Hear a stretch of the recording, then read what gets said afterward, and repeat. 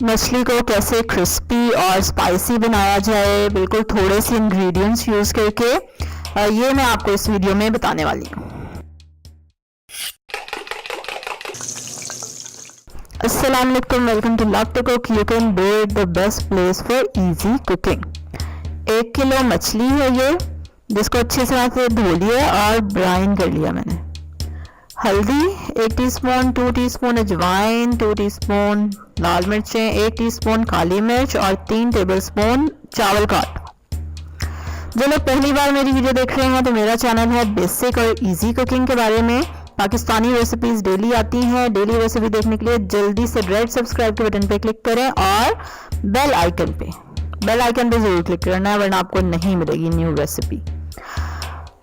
अब हम सारे स्पाइसेस मछली में डाल देंगे और मैंने नमक नहीं डाला क्योंकि मैंने फिश को ब्राइन किया हुआ है। ब्राइन करने की वीडियो जो है कल मैं अपलोड करूंगी, ठीक है, और फिर मैं इसके कार्ड में भी दे दूंगी इस वीडियो के।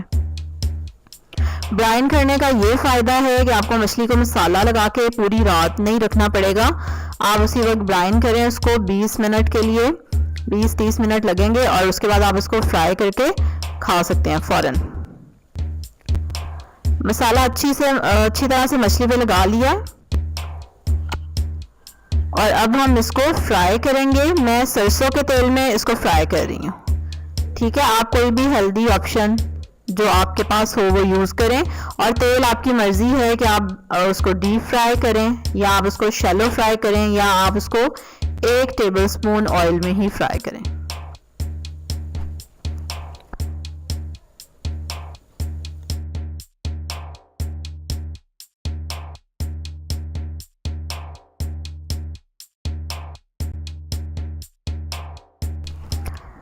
चार मिनट के लिए आप एक साइड से इसको फ्राई होने दें लो मीडियम हीट पे, और उसके बाद हम इसको टर्न कर देंगे और दूसरी साइड से भी 4 मिनट के लिए इसको फ्राई होने दें।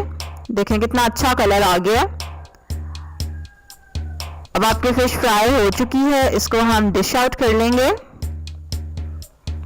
क्वेश्चन ऑफ द डे ये है कि आपका क्या मस्ट इंग्रेडिएंट है। जब आप फिश फ्राई करते हैं तो क्या चीज़ ज़रूर डालते हैं आप, कमेंट में मुझे ज़रूर लिख के बताएं। इसी तरह की इजी रेसिपीज देखने के लिए सब्सक्राइब करें मेरे चैनल को, बेल आइकन पे ज़रूर क्लिक करना है वरना नई रेसिपी नहीं मिलेगी। लाइक करें मेरी वीडियो को, शेयर करें इसको अपनी फैमिली के साथ, अपने फ्रेंड्स के साथ। See you tomorrow with another recipe. अल्लाह हाफिज़।